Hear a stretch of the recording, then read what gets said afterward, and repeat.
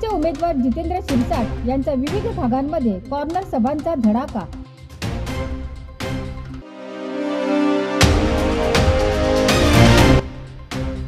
धुळे ग्रामीणमधून भाजपाचे राम भदाणे यांच्या प्रचाराला मुक्ती गटातून मतदारांचा उत्स्फूर्त प्रतिसाद।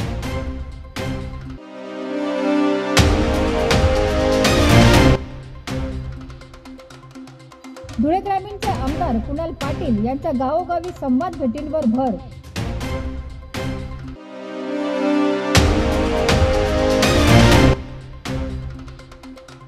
धुळ्यात 1 किलो 85 ग्रॅम सोने जप्त, एलसीबीने केली कारवाई।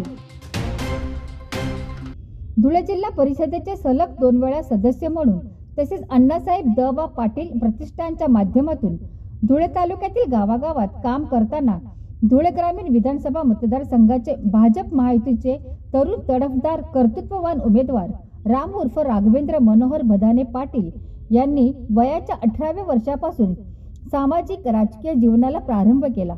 कुटुंबातच मोठा राजकीय वारसा आणि सामाजिक कार्याचा वसा लाभल्याने त्यांनी धुळे तालुक्यातील गाव पाड्यांसह वाड्या वस्त्यांमधील जनतेच्या सुखदुःखात सहभागी होत त्यांना आपलेसे केले आहे।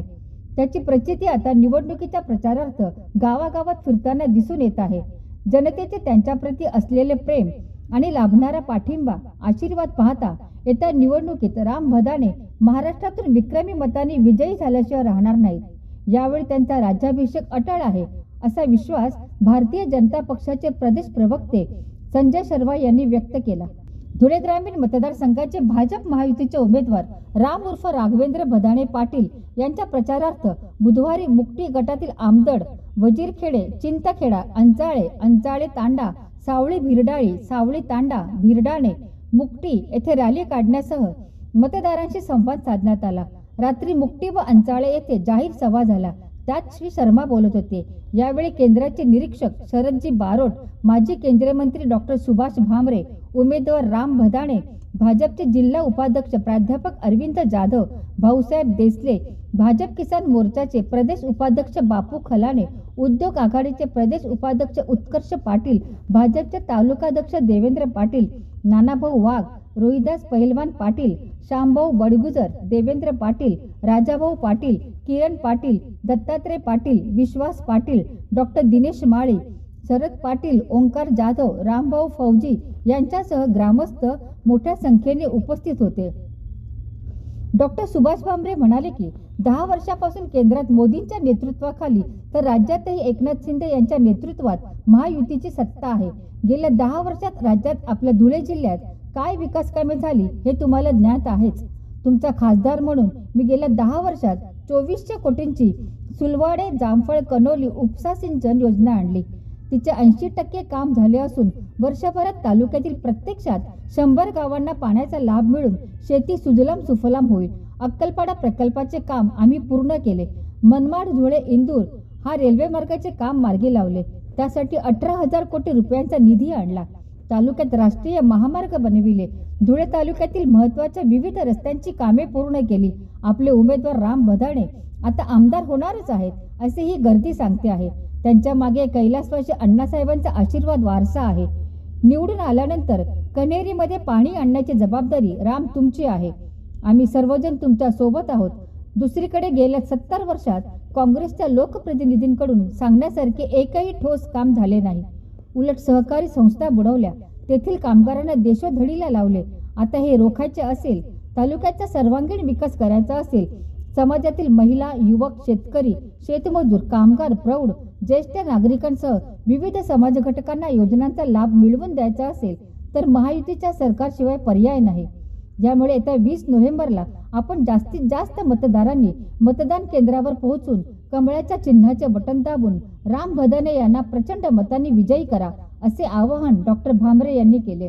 अंचाळे येथे झालेल्या सभेत अंचाळे तांडा व परिसरातील शेकडो कार्यकर्त्यांनी महायुतीचे उमेदवार राम भदाणे यांच्यासह नेत्यांच्या उपस्थितीत भाजपमध्ये प्रवेश केला। यामध्ये भालेराव चव्हाण, भीमा पाटील, रोहित मोरे, अजय भामरे, प्रमोद खैरनार, शरद साळुंखे, संदीप सैंदाणे, मयूर रामराव पाटील, महेश पाटील, मयूर कोंडाजी पाटील, अनिकेत साळुंखे, उमेश भामरे, सागर साळुंखे, गोलू साळुंखे, प्रवीण साळुंखे, ललित मोरे आदींचा समावेश होता। या सर्वच कार्यकर्त्यांचे श्री भदाणे यांच्यासह भाजप नेत्यांनी स्वागत केले। हे हिंदुत्वाचा विचार जो धुळे ग्रामीण मध्ये सुरू झाला, तो विधानसभेमध्ये तो हिंदुत्वाचा विचार हा पोचवल्याशिवाय या धुळे ग्रामीणची जनता स्वस्थ बसणार नाही। जेव्हा 2 खासदार होते तेव्हा पण हिंदुत्ववादाचा विचार करणारी आपली भारतीय जनता पार्टी होती। त्यांना काही घेणं देणं नव्हतं की आपल्याकडे किती खासदार आहे, किती आमदार आहे, आपल्याला कोण कोण मतदान करतील, कोण कोण नाही करणार। जेव्हा 2 खासदार होते तेव्हा पण हिंदुत्ववादाचा विचार होता। जेव्हा 303 खासदार आले तेव्हा पण हिंदुत्ववादाचा विचार होता। आणि जेव्हा आता 240 खासदार आले तेव्हा पण हिंदुत्ववादाचा विचार करणारी पार्टी ही भारतीय जनता पार्टी आहे। विधानसभा मतदारसंघातलं 65,000चं मतदान एका धुळे ग्रामीण मधनं मिळतं, शिंदखेडा मधनं 40-50 हजारचं मिळतं, मालेगाव सटाणा मधनं 22,000चं मिळतं, मालेगाव ग्रामीण मधनं 60-65 हजारचं मिळतं। एवढं सगळं मतदान मिळून 2 लाख मताचा लीड झाला आणि एकट्या मालेगावनी अख्खा लीड तोडून 4,000चं वरतून मतदान टाकून दिलं आणि 4,000वर आपले खासदार तिथं पडले। बाबासाहेब काय तेच ना बांधीस काय झालं होतात का? सांगा मला तुम्ही जरासं, मालेगाव वालाच ना काय बांधीस काय झालं होतात का घरी तोडायला झालं होतं? याचा लेखाजोखा मांडावा लागेल, कारण आमचा हा ग्रामीण भाग आहे, शेतकरी आत्मा आहे आणि शेतकऱ्यांना चांगले दिवस आणायचे असतील तर सिंचनाचे सगळे प्रश्न सोडवावे लागतील। कारण माझ्या शेतकऱ्याला त्याच्या शेताला पाणी लागतं, वर्षानुवर्ष निसर्गावर अवलंबून असतं। कधी पाऊसच पडत नाही, दुष्काळ, कधी अतिवृष्टी, त्याच्याने नुकसान।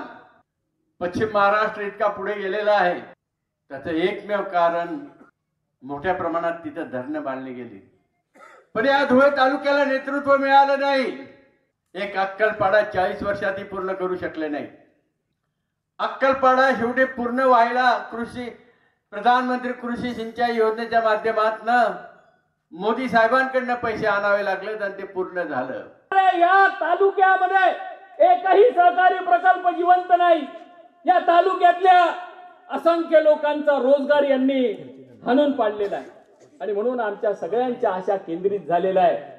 मी ब्राह्मण नाही, ज्योतिषी नाही, भविष्य मला कळत नाही, पण फार जबाबदारीने बोलतो, तुमच्या विश्वासाच्या बळावर बोलतो, तुमच्या डोळ्यातली आस बघून बोलतो, तुमच्या मनातला विश्वास बघून बोलतो आणि तुमच्या मनगटातली ताकद बघून बोलतो। मी ब्राह्मण नाही, ज्योतिषी नाही, भविष्य मला कळत नाही, पण उद्याच्या दिवशी महाराष्ट्राच्या विधानसभेमध्ये भारतीय जनता पार्टी महायुतीचा भगवा फडकल्याशिवाय राहणार नाही। काळ्या बगडावरची रेग आहे आणि हा भगवा ज्या दिवशी फडकेल त्या दिवशी आपला रामदादा महाराष्ट्राच्या विधानसभेमध्ये शपथ घेताना आपल्याला त्या ठिकाणी दिसेल। डोळ्याचं पारणं आमचं त्या दिवशी फिटेल। मी महाराष्ट्र न्यूज चॅनलच्या बातमीपत्रास लाईक, शेअर, सबस्क्राईब करा, सोबतच बेल आयकॉन प्रेस करायला विसरू नका। पाहत राहा मी महाराष्ट्र चॅनल। वंचित बहुजन आघाडीतर्फे धुळे शहर मतदारसंघातून माजी नगरसेवक जितेंद्र शिरसाट उर्फ जितूभाऊ हे उमेदवारी करीत आहेत। त्यांची निवडणूक निशाणी गॅस सिलेंडर असून त्यांना मतदारांचा चांगला प्रतिसाद लाभत आहे। मतदारांच्या प्रत्यक्ष गाठीभेटी घेऊन त्यांच्या अडीअडचणी आणि प्रश्न समजून घेण्यासाठी जितेंद्र शिरसाट यांच्या वतीने सध्या शहरातील विविध भागांमध्ये कॉर्नर सभांचा जोरदार धडाका सुरू आहे। या कॉर्नर सभांच्या माध्यमातून जितूभाऊ हे वंचितची उमेदवारी करण्यामागील आपली भूमिका मतदारांना पटवून देत आहेत। या कॉर्नर सभांमधून वंचित बहुजन आघाडीचे पदाधिकारी तसेच पाठिंबा देणारे समर्थक जितूभाऊ यांना विजयी करण्याचे आवाहन आपल्या भाषणांमधून करीत आहेत। यात सत्यशोधक चळवळीतील राकेश अहिरे यांची ही भाषणे या कॉर्नर सभांचे मुख्य आकर्षण ठरत आहे। जनतेचा उत्स्फूर्त असा प्रतिसाद लाभत असून वंचित समर्थकांमध्ये प्रचंड उत्साहाचे वातावरण निर्माण झाले आहे। या राजकारणामध्ये आंबेडकरी राजकारण हे कुठेतरी संपण्याच्या मार्गावर उभा आहे।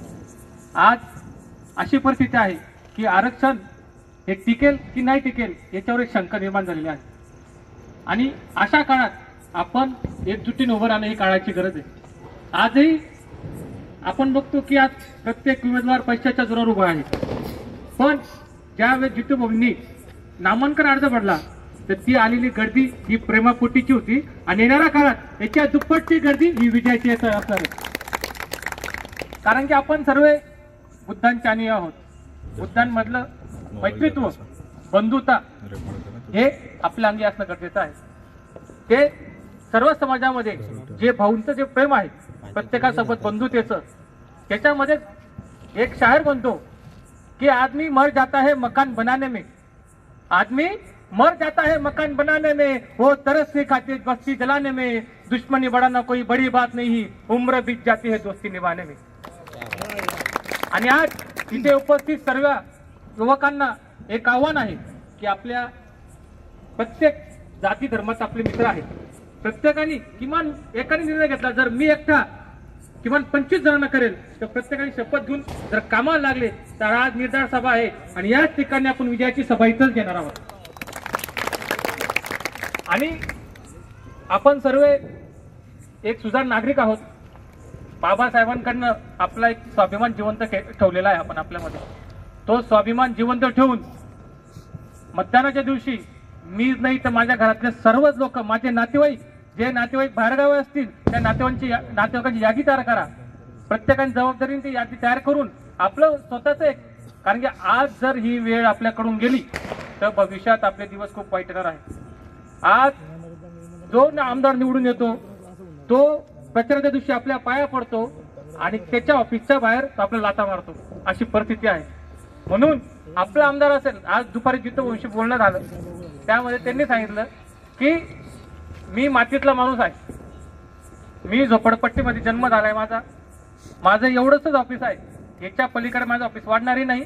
पण रात्री 2 जरी वाजले, 4 जरी वाजले, आजही मी त्या तळमळीने माझ्या परिवारासाठी, माझ्या समाजासाठी धावून जातो. आणि आम्हाला ते बरं वाटलं. आम्ही खूप चर्चा केली, ते नियोजनही आम्ही त्या संदर्भात करत होतो. आणि ही लढाई अस्तित्वाची आहे. बघा, संघर्षाच्या काळामध्ये जो गद्दारी करून पाठ लावून पळतो, इतिहास त्याचा लिहिला जात नाही, पण इतिहास त्याची नोंद घेतो, हे लक्षात घ्या. या काळामध्ये जर जो गद्दारी करून आपल्यासोबत आपल्या इतिहासाला गालबोट लावेल तर असे चेहरे फक्त लक्षात ठेवूया. आणि आपण पुन्हा याच जोमाने, याच ताकदीने 20 तारखेपर्यंत दिवस रात्र काम करून भाऊंना निवडण्याची जबाबदारी आपली आहे आणि आपण निवडून आणू म्हणजे आणू. म्हणून सर्वांना विनंती आहे की फक्त गर्दी म्हणून आपला गोळा व्हायचं नाही, त्याचे गर्दीचं रूपांतर मतदानमध्ये कसं होईल. युवकांनी आपले जे सहसंबंध आहेत मित्रांसोबत, त्यांच्याशी स्वजबाबदारीने आपण सर्वांनी एकजुटीने काम करा आणि एकजुटीने काम करून विजय आपला असेल. एवढं बोलतो. 2 शब्द. जय हिंद. यानंतर मी महाराष्ट्र न्यूज चॅनलच्या बातमीपत्रास लाईक, शेअर, सबस्क्राईब करा. सोबतच बेल आयकॉन प्रेस करायला विसरू नका. पाहत राहा मी महाराष्ट्र चॅनल. जवाहर सूतगिरणीतून हजारो कामगार निवृत्त झाले. त्यांचे मुलं अधिकारी, डॉक्टर, इंजिनियर झाले. अमेरिकासारख्या देशात आपले भवितव्य घडवित आहेत. त्यामुळे त्यांचा मला अभिमान असून जवाहर सूतगिरणी पुन्हा सुरू करून सूतगिरणी व कामगारांना गतवैभव प्राप्त करून देईन, हा माझा शब्द आहे. मात्र धुळे ग्रामीण मतदारसंघात मतांसाठी भाजपा उमेदवार आणि पदाधिकारी जनतेची दिशाभूल करीत असल्याचे आमदार कुणाल पाटील यांनी मतदारांच्या संवाद भेटीत सांगितले. महाविकास आघाडीचे उमेदवार आमदार कुणाल पाटील यांनी प्रचारात वेग घेतला असून मतदार मोठ्या संख्येने त्यांच्या मागे उभा राहत आहे. त्यामुळे मतदारसंघात आमदार पाटील यांनी आघाडी घेतली आहे. धुळे ग्रामीण मतदारसंघातील निमडाळे, लामकाणी, सोनगीर, कुसुंबा परिसरातील मतदारांशी संवाद साधला. आमदार कुणाल पाटील यांचे कुसुंबा येथे जेसीबीतून फुले उधळत जंगी स्वागत केले. त्यामुळे परिसर काँग्रेसमय झाला होता. ढोलताशे, फटाक्यांची आतिषबाजी आणि विजयाच्या जयघोषाने वातावरण ढवळून निघाले होते. आमदार कुणाल पाटील यांनी विविध गावांमधील मतदार आणि ग्रामस्थांची संवाद दौऱ्यात भेट घेऊन धुळे तालुक्यातील विकासाची भूमिका समजावून सांगितली की महाराष्ट्रात महाविकास आघाडीची सत्ता येणार आहे. सत्ताधारी आमदार म्हणून येत्या 5 वर्षात धुळे तालुक्याचा कायापालट केल्याशिवाय स्वस्थ बसणार नाही. धुळे ग्रामीण मतदारसंघात भाजपाचे उमेदवार आणि पदाधिकारी यांच्याकडे विकासाचे कोणतेच मुद्दे नाहीत आणि भाजपा उमेदवाराने धुळे तालुकाच काय आपल्या गावाचा आणि गटाचाही विकास करू शकले नाहीत. त्यामुळे जनतेची दिशाभूल करून तालुक्याचे नुकसान करण्याचे कट्ट कारस्थान त्यांचे सुरू आहे. जवाहर सूतगिरणी पुन्हा सुरू करून सूतगिरणी व कामगारांना गतवैभव प्राप्त करून देईल हा माझा शब्द आहे. माजी मंत्री स्वर्गीय दाजीसाहेब रोहिदास पाटील यांनी महाराष्ट्रातील 1 नंबरची सूतगिरणी उभी केली. धुळे तालुक्यातील हजारो तरुणांना रोजगार दिला.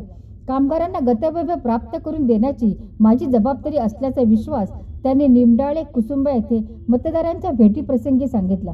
आमदार कुणाल पाटील यांनी सोनगीर, कुसुंबा, निमडाळे, लामकाणी या परिसरातील मतदारांच्या भेटी घेतल्या. घराघरात जाऊन मतदारांचे आशीर्वाद घेतले. यावेळी मतदारांनी आमदार पाटील यांच्या विजयाचा विश्वास करीत आशीर्वादही दिले.